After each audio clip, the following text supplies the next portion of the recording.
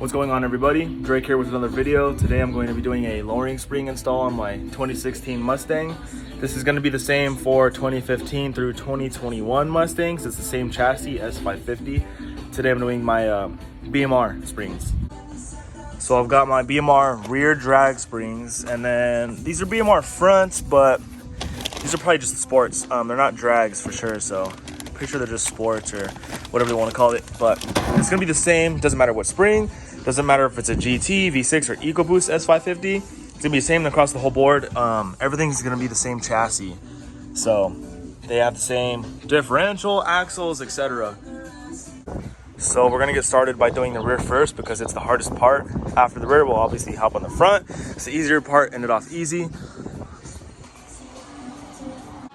The first thing you're going to do is want to jack up the rear of the car and place it on jack stands. I already took care of that. You can see where I jacked it up or put the jack stand on. I jacked it up from the diff. And even though I have it on jack stands, I also have the jack underneath the differential just for extra support. You're going to be under the car, so you don't want anything happening. Last thing you want is to be crushed while you're doing your install. First things first, we're going to take off the wheels. Okay, so we've got both wheels off in the rear. I have them off to the side over there. What you want to do is first take a picture of everything. That way, if you need to refer to it later on because you forgot where something went, you've got your pictures. Or you can take a quick video, doesn't matter. Ignore the overspray, act like that's not there. All right, now that you got your pictures or your video, let's get started. First, we're gonna remove the shock.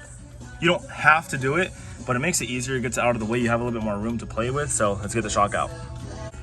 The two sizes you're gonna need for the bottom is gonna be a 15 millimeter, and the top is gonna be an 18 millimeter.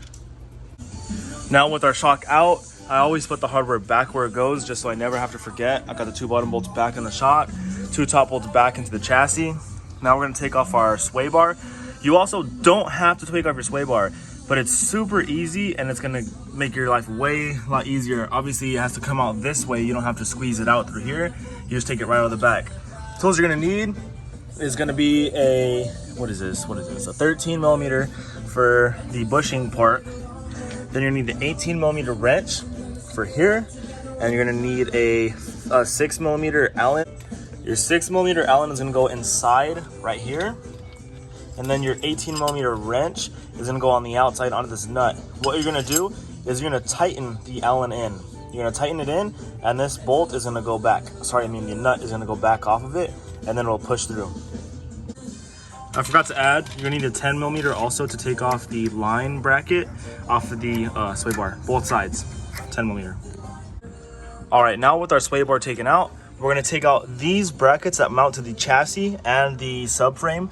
You're gonna remove it. It's going to be two 13 millimeter bolts. You're gonna do the same on each side. All right, now with those two bolts taken out of that bracket, we're gonna take out the bolts in the actual subframe. This main one, same on the other side. I have this subframe connector, this gray bar here. Chances are you guys don't have that. Let me take this off and then I'll hop on the main subframe bolt. All right, now with my subframe connectors out of the way, you're gonna get a 21 millimeter and take out the main subframe bolts. Now with the front main bolt taken out of the subframe, you're gonna do the same on the rear. And remember, we're gonna do one side at a time. Front left, front right. Rear left, rear right. Make sure you have a jack underneath your differential and raise it up a little bit, because as soon as you take out all the four main subframe bolts, this entire subframe is gonna go down. So you have to have it jacked up. All right, now let's take off the rear main subframe bolts. It's the same size, 21 millimeter. All right, I've got the rear and front main subframe bolts taken out. Take a look. Front one's out, rear one's out. You could see the small gap between the bushing and frame on both sides. Before we go ahead, let's get your 13 millimeter and take off this brake line bracket. You don't want to stretch out this line or put stress on it when you lower the jack. So let's take out the brackets on each side for this brake line, 13 millimeter. Oh, and also I forgot to mention, you're gonna want to take out this clip too for the, I think this is the ABS sensor or speed sensor. If you have a plastic pry tool, this is gonna work best. If not, maybe get some flatheads or some pliers behind it and pry forward. You don't want to damage this little plastic clip because it's a one-time use. So be careful when taking it out on both sides. All right, now we're ready to lower the jack. Everything's taken out that should be. When you do lower it, go very slow. Keep your eyes open. Look for anything that might catch, anything that you forgot. Take your time with it. Be careful. Okay, I already got one spring out. I'm not lowering it the entire way. You're gonna hit your exhaust, so just be careful with that. It's okay to put a little bit of weight on it, but not too much. You don't want to bend any brackets. So when you lower it, once you can, push down on one side. You can see it moves. It's enough room to pull the spring out. So I'm gonna do the same on the other side. Push down with one arm and pull the spring out. So with your old springs out, you're gonna take off the bushings and you're gonna put it onto your new springs. There's one at the top and there's one at the bottom. They only go in one way, and you see it has a stop right there. You do the same thing on the bottom spring. They should be in the bottom bucket for, I don't even know what you call it, lower control arm. All right, I kind of got ahead of myself. I already jacked up the subframe. Once you put in the springs, jack it up very slowly. Keep an eye on each, there's 4 bolts that go in. Keep an eye on the holes, make sure they're straight. If not, just kind of move the subframe around, drop it down, move it around, go up. I started with the rears actually, put those in first, and then I pushed up with my arms, just pushing them up, and lined up the front to put them in, and then I jucked up the whole subframe and tightened them up. So I already got the 4 subframe bolts in. Now we're gonna get started by putting on everything that we started with taking off. So finish up the brackets up front, the bracket for the line, the sway bar, etc. So reverse everything we already did. Okay, so now we have everything back together. We got the 2 front bolts on this bracket, the main, the clip, the brake line onto the sway bar. The sway bar is in, the 2 bolts, and the bottom with the Allen. Double check every single thing. Make sure everything's tight. Make sure you're not missing anything. Make sure you didn't break anything during this installation. Once everything's all put back together and you could verify that it's good, throw on your wheels, lower the rear end. All right, I'm very exhausted. The rear is done. That's the hardest part of this install. We saved the front for last because it's the easiest. We got the wheels tightened on. Oh my God, I'm exhausted. Take off the front wheels. That's what we're gonna start with. Let's take off the front wheels. Make sure you jack up the front, put it on jack stands, leave the jack as safety just because, and then we'll move on from there. So let's take off the wheels. Okay, now with the front wheels taken off, we're gonna get started by taking off the 2 bolts holding a McPherson strut. Take off the nut first, it's a size 24, and then you're gonna back the nut just off to where you're gonna hit the nut and not this lip, and you're gonna hammer it out. You have to hammer out these bolts. They are splined. So I got the top one off. You could get the bottom one off with a wrench, but the caliper is gonna be in the way to be hitting this out. So let's take off the caliper. We're gonna set it on that arm right there. The size for the 2 caliper bolts is a size 15. It's only the top and bottom one. So let's take those off. Now the caliper is off. I have it on that arm. Super easy. The rotor just pops off, so might as well just take it off and set it to the side. You see a better look at these nuts and bolts. You're gonna be hitting the end, but you're gonna go like this. Put a couple threads on, and then where it's almost flush, you're gonna hit it boom, boom, boom until it pops out. So now I've got the 2 nuts off, but before I take those bolts actually out, I'm gonna take off where the sway bar meets the McPherson strut. So it's gonna be, I think this is an 8mm, and then I'll tell you the size right here in a minute.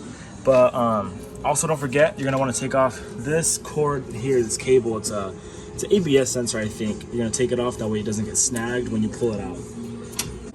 So I was right, this is a 8, and you're gonna get an 18mm wrench and put it on here. Let's do it. So everything is taken apart so far. We have the 2 nuts taken off, the caliper taken off, we've got this cable taken off, and the sway bar, just the end. You don't have to take the whole thing out, just take off this end. That leaves only these bolts holding it in. They are splined, so they're not gonna just fall out. We actually have to take off these 3 nuts up top of the McPherson strut. The 3 bolts or nuts up top are a size 15. All I did was set those 3 nuts here just so I don't lose them or forget them. This is loose, so if I wanted to, I could push it all the way through. But before I do that, I'm gonna hit these out. And actually, if you want, leave one of these threaded on just so it doesn't come falling out. That way it stays up top. And then let's go ahead and hit these out. So you're just gonna take your hammer, put your nut on, basically flush, and you're just gonna whack it. Boom. and then you're gonna keep having to adjust this because it's either gonna come off or it's gonna go on. Keep doing it till it goes all the way through, top and bottom. Okay, so now we have our maturation start out. We're gonna use a 9mm here and a 21 here, but I believe if you just have your impact, if you have an impact, which I recommend you get one, you could just hit it a bunch of times and it'll come all the way off. But before you do that, you do have to have a spring compressor. You cannot do this job without a spring compressor. You'll definitely get hurt. Just don't do it. So you're gonna get your spring compressor and compress the spring all the way till you could wiggle this top hat. That way it's loose, and then you could take off the top hat and then the spring will come right off. Let's do it. All right, we've got the spring compressed. We got the top hat off. You don't have to go too far on the spring. They're not really that big, to be honest. I worked at this for maybe 5 minutes with my wrench, and I got it tight enough to where I was able to take off the top hat. And I was right. Just the 21mm with an impact was enough to just take off the nut without having to hold this shaft in the center. So if you have an impact, use it. If you don't, get one. I honestly don't know how you would do tightening this in while backing that off. At the same time, I don't know, but I've got the impact, so I was able to do that. So yeah, here's the spring, here's the old one. We're gonna use the same top hat and the same bushing on our new spring, so let's go ahead and throw on our new spring. All right, I'm not gonna lie, this did take a while. This took about 30 minutes. It should never take that much. It should take about 15 minutes. I had to take the spring back off and then put it back on. One of the spring compressors actually slipped off. You have to be really careful when doing this. These tools are really sketchy tools. You never wanna use these, but I mean, you work with what you have, you know? Professional shops have very fancy spring compressor tools. These are super ghetto AutoZone tools that you could rent. So just be careful when doing it so you don't hurt yourself. I thankfully didn't hurt myself, but I did have to redo it all, and it took another 15 minutes extra. But now let's go ahead and throw this inside. What we're gonna do is put on the top hat. So we're gonna put the top 3 bolts all the way through the fender and put on 1 or 2 of the nuts just to hold it up. Let's do it. So I put in the top 3 bolts, and then I put on these bottom 2. I already tightened them. You're gonna wanna use the impact on this. If not, if you're doing it by hand, it's gonna take you forever. But if that's what you have to do, then that's what you have to do. I use my impact. I just put them through all the way, and then I put on my nut and then tightened it with my impact all the way to pull those bolts through because they are threaded, or should I say splined. You're gonna have to push forward on the spindle. You're gonna have to push forward on it to get this thing to go forward, and you're gonna have to push down at the same time. So forward and down to get these to line up. It's gonna take a little bit of finesse, a little bit of strength, and you could do it no problem. If I could do it, you could do it.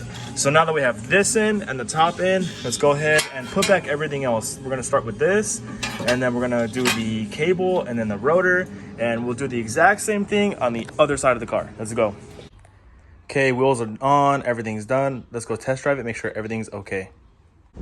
All right, so I just test drove it, and I went about 40 miles and it was great. No issues, no rattling, no weird noises or anything. Everything went smooth.